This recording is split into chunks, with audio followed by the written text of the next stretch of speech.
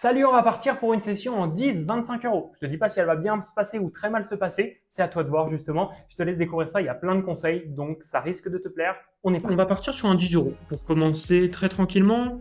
Hop, c'est sur la mauvaise table, c'est parti, vous le voyez.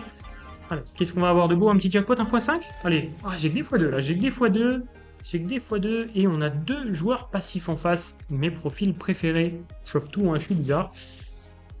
Sizing tel, c'est bet cher en value, petit en bluff, ok. Bluff peu, ok, bon on va voir, on va peut-être avoir bet mi-pot en bluff sur une carte qui a l'avantage. Un peu bizarre parce qu'ils sont pas si passifs, mais pourtant ils ont quand même quelques bluffs. C'est assez rare pour des mecs que je passe si passif, mais ok. Ok, on va voir ça. J'aurais bien aimé vous tourner une vidéo sur des expressos pour gagner des tickets. Malheureusement, ça tourne vraiment pas et ça prend trop de temps à attendre. Donc du coup, j'ai préféré abandonner l'idée, je vais pas vous mentir. Mais c'est vrai que j'aurais bien aimé, je comptais faire un 5 euros par exemple, un 16 euros je crois qu'il y avait, puis un 25 euros.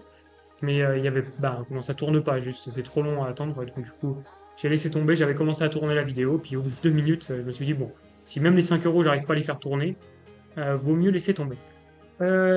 Ici, on va c-bet 35%. Bizarre qui call, après, ça touche vraiment pas sa range. Je sais pas trop ce qu'il me call au flop. J'ai plutôt checké, si check river, je vais bluffer. Ouais, s'il bet, je vais plutôt give up. Mais en fait, si check river, il y a de grandes chances qu'il ait hauteur roi ou hauteur as. Et donc là, on va bluffer assez cher pour lui faire faire de ça. Par contre, quand il bet, bah, c'est certainement qu'il a touché. Donc là, on va laisser tomber. Ici, je vais bet flop. J'espère vraiment que je les ai pastillés en tant que passif et pas régulier passif. Ce 4 touche beaucoup plus ma range. Après, ça ouvre beaucoup de draws. Je me vois bien continuer, en vrai. Je me vois vraiment bien continuer. River, cette carte, elle est pas si mal hein, pour ma range. Oh, il prend le lead. Bon, bah tant pis, c'est qu'il a touché, mais vraiment mal joué ça, mais mal joué de sa part. Hein. Évidemment, de reprendre le lead River, c'est assez dramatique. Je pense que j'aurais bluffé River. Hein. Mi-pot en bluff sur une carte qui l'avantage. Non, non, ouais, non, non, mais là, je comprends pas pourquoi il reprend le lead River. C'est une sacrée erreur, selon moi, de reprendre le lead River parce que vraiment là, vraiment, je vais bluffer. J'ai un super bloqueur, je trouve mon 5 est un vrai bloqueur intéressant. Par exemple sur 6 et 5, par exemple sur les trèfles. Mais bon, là, du coup, comment il a décidé de reprendre le lead. Tant mieux pour nous, hein, vraiment, ça nous a esquivé une perte de 10 blindes. Donc, tant mieux. Parce que, il y a de grandes chances que je l'aurais mis le dernier. Pas sûr à 100%, mais franchement, il y a des vraies possibilités. Ici, je vais quoique je peux limper si vraiment il est passif, mais en fait, c'est bizarre, j'ai vraiment des notes inverses par rapport au pastis que j'ai. Ça me surprend parce que souvent, quand je les note passifs, c'est qu'ils le sont vraiment, et donc il y a pas, c'est pas un entre-deux, donc c'est peut-être des règles passifs hein, plutôt. Je vais plutôt partir sur cette idée-là, sinon j'ai peur de faire trop d'erreurs. Limtrap, après, c'est vrai que son play était pas exceptionnel, la 2x, c'est pas non plus divin. Ouais, je suis quand même mitigé. Qu'est-ce qu'il va nous faire de beau? Allez, il faut reprendre un petit peu confiance, malgré ce bluff qui est pas passé. Il nous a laissé une chance de nous en sortir, et donc on va devoir en profiter. Du moins, si on peut. 10 et 6, ça va être un fold. Hein. Si je ne me trompe pas, je vais peut-être fold un peu vite. J'aurais bien aimé pouvoir vérifier, même si je suis quasiment sûr. 10 et 6 off, ouais, c'était un fold, mais j'aurais aimé me voir vérifier. J'aime bien vérifier quand j'ai le micro-doute, surtout sur une table. Là. Sur plus de tables, tant pis. Mais dès que je suis sur 4 tables ou 6 tables, je vais pas m'amuser. Mais là, quand je suis sur une table, j'aime bien vérifier. Et d'autant plus en vidéo, j'aime bien vous apporter toujours les bons conseils. Bizarre, hein, bizarre. Ça semble pas très régulier quand même de flat ici. Ouais, oh non, ok, ok. Lui, c'est vraiment, je devrais le noter parce que quand même, récréa quand même. Je vais le noter parce que j'avais le doute et donc du coup, au moins, j'aurai plus de doute la prochaine fois. Ça donne encore plus d'intérêt par contre à mon bluff hein, que j'ai tenté hein, contre un récréa parce que du coup, il va souvent reprendre le lead quand il touche, etc. Donc, bon, là, pour le coup, je suis encore plus satisfait de ma tentative de bluff et donc, s'il avait check, je serais content de l'avoir pris.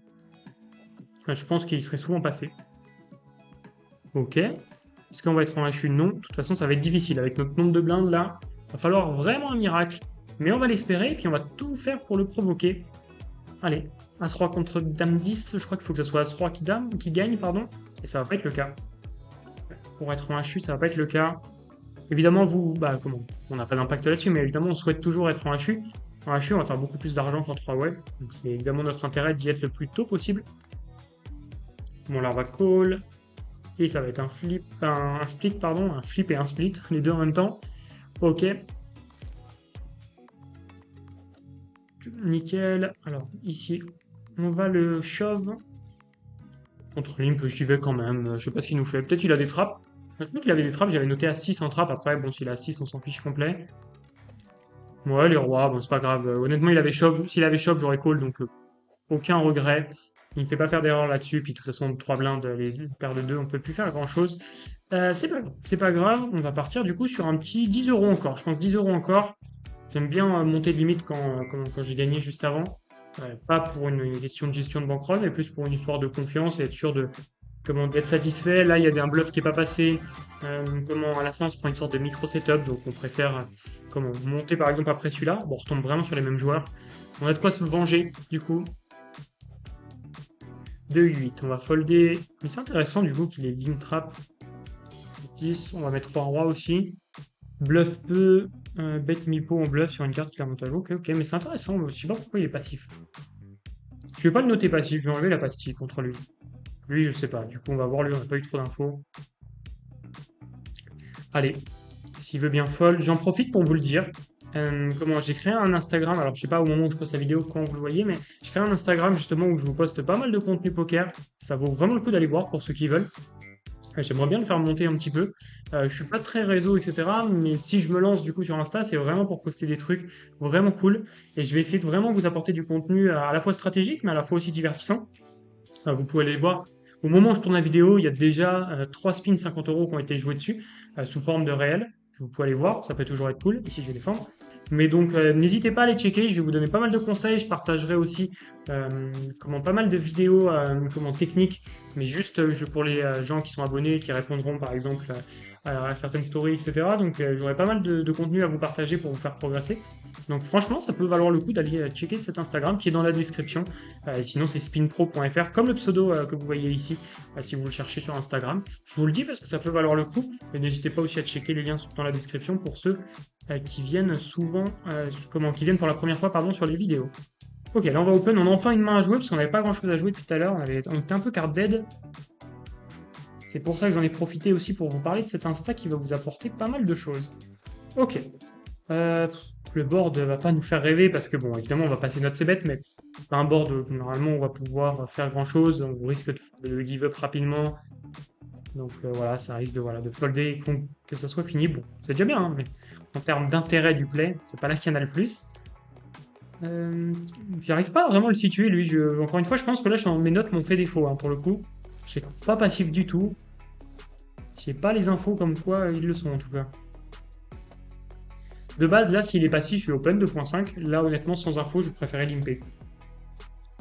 Parce que du coup, j'estime ne pas avoir d'infos parce que je trouve que c'est trop vague ici, comme ma note par rapport au pastis, par rapport à... Non, mes pastis par rapport à la note et par rapport à ce qu'il fait, c'est trop vague et trop différent. Donc je préfère le jouer comme si c'était un joueur compétent. Ok. Le petit c-bet qui est passé tranquillement. Bon, pour l'instant, c'est vraiment tout droit, il n'y a rien à faire de spécial. On se focus parce qu'après, on aura aussi le 25 euros. Hein. On va devoir bien jouer et on espère avoir un petit jackpot dessus si possible. Et lui, s'il veut bien shove, il fait 2x. Est-ce que j'ai envie de 3 bêtes? Si c'est un récréa, je préfère faire un petit 3 bêtes pourri, je crois. Ouais, quoique, avec des commits là. En fait, le truc, c'est que ce qui m'embête, c'est que quand il limp, il peut avoir des trappes. Donc je me dis que quand il open, il a souvent pas grand chose. D'un autre côté, si je 3 bêtes pas cher et qu'il me call et qu'il touche, genre même avec Dame 2, bah, il fera pas une énorme erreur hein, si je 3 bêtes, genre, 3 blindes et demi, 4 blindes. Donc c'est aussi ça le truc, c'est qu'il faut lui faire une vraie erreur. Et si je fais 6 blindes, bah, c'est équivalent de partir à tapis, donc autant partir à tapis pour vraiment maximiser le profit. Donc j'ai pas préféré prendre le 3 bêtes ici. Même si c'est une option qui me semble pas déconnante hein, quand même contre lui. Mais je me suis dit, bon, il est capable, s'il a As-2 par exemple, il partira quand même à tapis, donc c'était mon intérêt. Ici 7 et 4, on va folder. S'il est compétent, sinon j'aurais préféré faire autre chose. Ici, je vais shove. Allez, si on peut être call, là on est content. Allez, s'il veut sortir un petit roi 10 pour call, non, dommage. Dame 5.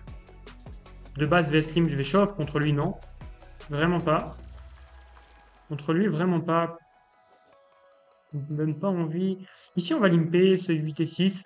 C'est un combo qui fait pas beaucoup d'argent en BVB comme ça, surtout s'il peut deep, etc. Mais l'intérêt qu'on a, c'est que peut-être il est pas très aggro, bon, peu importe, mais surtout il est pas, à mon avis, très très fort, il semble pas très agressif non plus. On sait que c'est pas un mec ultra aggro. Et puis de Chavez, je le sentais que j'ai touché un board spectaculaire comme ça. SV, c'est bête évidemment. Ne soyez pas dans la volonté de trap ici. Il peut avoir des 8, il peut avoir des 7 et 9, il peut avoir des cœurs, il peut avoir des 6. Maintenant, on espère qu'il avait pas les cœurs. Ah, si je bête ici, il me chauve. Si là, il chauve, il y a vraiment un monde où je dois fold. Hein. Moi, je pense que je fold. S'il chauffe, je fold. Je réfléchis, je suis en train de réfléchir, mais il a call. Puis cette carte est catastrophique. Contre un mec plutôt passif, j'aurais pas de value. S'il a les cœurs, il va pas bluffer, je pense. Et s'il a un 8, un 6, il va checker et on va gagner. Ouais, ok. Mais vraiment, c'est intéressant ce play parce que turn, c'est un fold s'il shove, sûr et certain. Vraiment, il va pas shove moins bien ici. Ouais, ici, il peut shove un 6 et 4, quoi. Il y a vraiment que 6 et 4 qui va shove de temps en temps. Il faut qu'il shove tout le temps, mais je perds contre tous les cœurs, je perds contre toutes les straights. Ça fait vraiment too much. Dame 7, je crois que c'est un shove ici, hein, quasiment sûr. Surtout s'il fait des mauvais calls comme ça, je pense que c'est mauvais ici. Ah, c'est deux spots très close aussi. Dame 7, ça doit être bottom. Dame 6, je pense que je le prends pas. Dame 7, ouais. Je suis quasiment sûr, Dame 7, que c'est un shove. Par contre, le call Dame 4 suité, ça me semble un peu close. Même contre moi qui shove assez, bah, je pourrais regarder contre moi qui shove assez. Est-ce que ça vaut? Ça, je vais pouvoir vous le dire. Là, on va folder. Alors, qu'est-ce que ça vaut son call? Bébé call, un shove bouton. On sera sur du... Avec Dame 4 suité. On sera sur du 5 blindes. Et il avait un peu plus, hein, je crois. Donc, ouais, 6 blindes. Il avait... Ouais, il avait 5,8. C'était plutôt un fold. C'était plutôt un fold, mais bon. C'est pas une erreur dramatique. Mais contre moi, c'est pas une erreur dramatique. Contre le field, si. Est-ce qu'on va se retrouver en HU? Je crois que oui, hein. Ah bah non. Ah bah non, j'avais mal vu. J'avais mal vu, j'étais concentré sur mon tableau. Là, on va devoir call. S'il fold, on est content. Et si les deux fold, on est vraiment content, là, quand même. Bon, s'il shove, c'est pas super grave, on peut call, mais... C'est lui qu'on veut pas voir, il shove. Et bah, c'est ce qu'on voulait pas voir. Et on aurait touché notre 8 en plus, c'est ce qu'on aurait gagné, du coup. Et oui, on aurait gagné. Mais ça aurait été mal joué, donc c'était pas intéressant. Allez, là, on y va. En espérant que ça passe pour jouer un petit HU contre lui, qui est clairement le plus faible de la table, hein. Sans aucun doute. 10 et 8, ok. On sent que c'est dur pour lui de faire les calls, on a l'impression, soit il joue vraiment beaucoup de tables, on a vraiment le sentiment que c'est dur pour lui faire les calls. 5 et 4, on va folder. Donc on sait que lui est capable de call un peu plus, et peut-être du coup de shove un peu plus, hein, ou shove Nash. On va pas call comme un récréatif, parce que je pense qu'il va shove un peu trop, et on sait qu'il peut trap aussi. 2 et 4, je vais préférer largement limper que le fold quand même, on va pas abuser. 2 et 4, c'est trop fort pour être foldé directement. Ah, ça m'embête parce que c'est trop un shove. Je peux pas prendre, même s'il a des trappes, tant pis. Ouais, bon, il a pas que des trappes d'ailleurs en plus. Mais tant pis parce que Roi 4, ça fait partie des meilleurs combos à shove et des pires à check back, je trouve. Donc il n'y a pas de souci. 7 et 5 aussi, c'est trop pour être foldé. Il a le droit de miser aussi. Roi 2, pareil, si lim, je shove. C'est trop. Là, il a pris du temps. Donc peut-être il y a un timing tel, on va voir. Non, il fold. Donc comme quoi, il faut faire quand même attention aux infos qu'on chope. Il faut vraiment avoir des occurrences. 8 et 3, est-ce que j'ai envie de limper? Je crois que oui, quand même, une dernière fois. Si shove, là, j'arrêterai. Ouais, je vais arrêter. Alors, je vais le noter. Bluff peu. Shove beaucoup.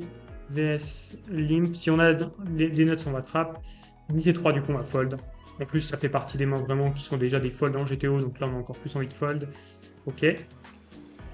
À 5. Ça, par contre, on est content d'y aller.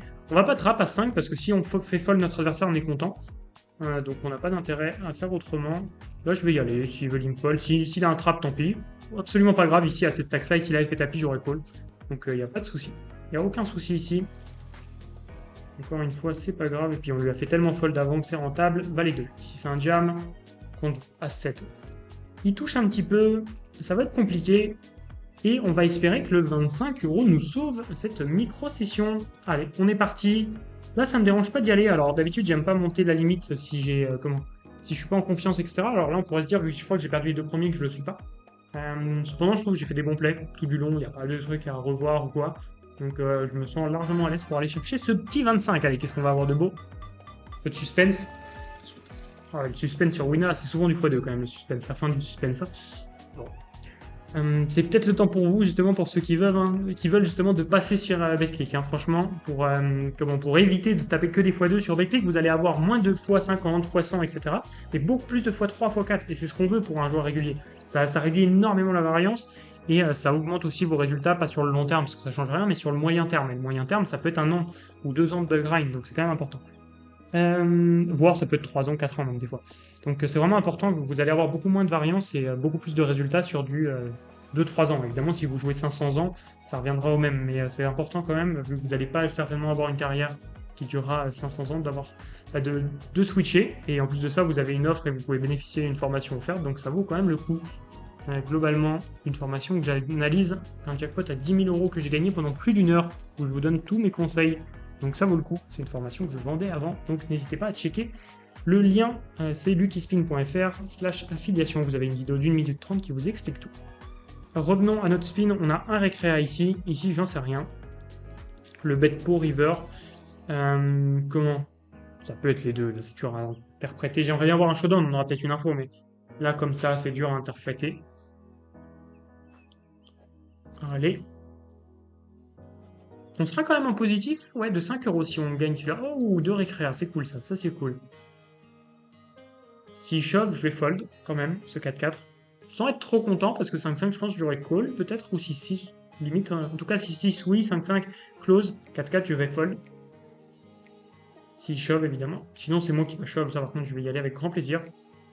Ça va faire beaucoup d'argent, donc on sera content. On espère juste qu'il n'a pas un trap, mais comment? Il y en a trop peu. Et surtout, il y en a beaucoup trop de limp avec rien. Allez. Est-ce qu'il veut nous laisser y aller? Super, on est content d'y aller. Allez, il faut pas que ça se termine comme ça, cette vidéo. Faut pas que ça se termine là-dessus. Super. On a envie que ça se termine sur un soit qu'on gagne, soit qu'on fasse un beau play. Je vais limper contre un récréa, du coup. 2x, on va folder, hors de position, contre une range strong.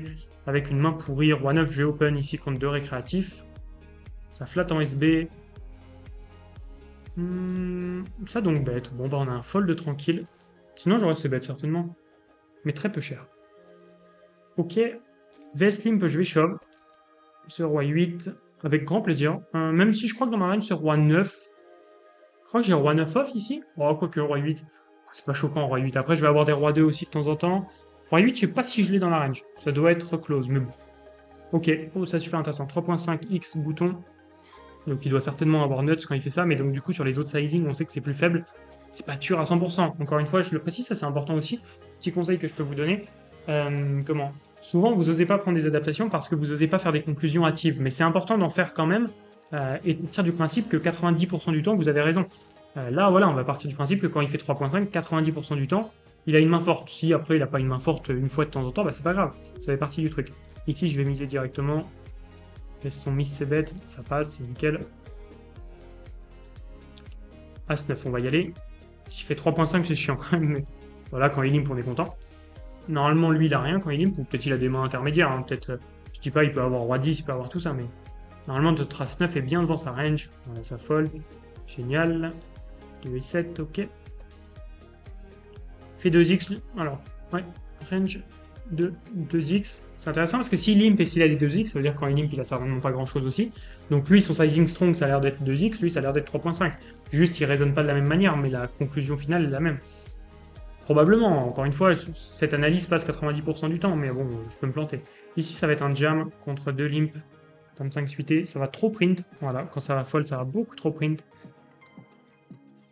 C'est important que vous ayez des ranges, hein, je l'ai assez répété, mais comment? Prenez pas les ranges que des gens ont fait, qui ont juste regardé la GTO, ils l'ont simplifié. Ça vaut pas le coup. Ça change vraiment tout, les ranges exploitantes ou pas. Je vous le dis, comment? C'est le truc le plus dur pour moi, très clairement, de comprendre ça et de pas vous et de vraiment vous faire comprendre que des ranges comme celles que j'ai créées, qui prennent vraiment du temps de fou à créer. Hein. Pour vous dire, ça prend un temps de monstre hein, par rapport à ce que les autres vous proposent. Pardon. Mais la différence, elle est stratosphérique en termes de résultats, parce qu'on a des ranges qui s'adaptent à ce que font vos adversaires et pas juste à prendre la GTO et on simplifie. Ce qui fait aucun sens. Bah, ce qui fait pas aucun sens, c'est gagnant, mais ça n'a. Allez sur GTO Wizard si vous voulez des ranges gratuites qui seront certes gagnantes, mais pas loin d'être ultra exploitantes et vous pourrez gagner 10 fois plus avec des ranges exploitantes. C'est juste ça l'idée. C'est vraiment important d'en avoir en tête, mais voilà, si vous voulez des ranges, ne prenez pas, surtout en fait, n'achetez surtout pas des ranges de quelqu'un qui les a juste simplifiés et qui a pris des ranges GTO, ce qui sera assez catastrophique. Parce que là, pour le coup, vous payez pour quelque chose qui n'a pas plus de valeur que GTO Wizard. Si le mec n'a pas fait les simulations lui-même, aucun intérêt. Et j'ai fait l'erreur, hein, donc c'est pour ça que je le dis, j'ai fait l'erreur à l'époque d'avoir acheté ça. Ici, je vais shove. Ok, ça fold. Passif, on peut le noter. A5, on va y aller. Parce que là, vous voyez, hein, tout ce spin, je le fais que avec les ranges, hein, pour l'instant. Alors, s'il y a un spot post-flop, on le jouera post-flop. Et ça, pour le coup, il commence à s'apprendre différemment. Mais sur les ranges pré-flop, c'est important de le comprendre. Voilà, je le dis parce que c'est pour pas que vous fassiez des erreurs, surtout de votre côté. Ou des mauvais achats, etc. Donc, c'est important. Ok, là on va y aller. S'il a mieux, il a mieux. Il peut avoir dans sa range de 2x, évidemment, il a As-Valet, As-Roi, As-Dame, etc. Mais il a aussi des mains moins fortes parce qu'il a open quand même assez souvent. Puis, ok, il a des open fold aussi, donc c'est encore une meilleure nouvelle. Donc, bet, son premier, bet pot, je peux folder directement, ça me dérange pas. Un 8, j'aurais pas foldé quand même, je pense, mais là, oui, je peux folder. Contre un limp Roi 3, on est bien. Un limp trap, ça change absolument rien à la stratégie, ça reste un très bon play de mon côté. C'est dommage. C'est dommage parce qu'on n'en gagne aucun dans cette session, si je ne me trompe pas. Mais bon, les autres sessions étaient tellement belles, on peut vraiment pas se plaindre.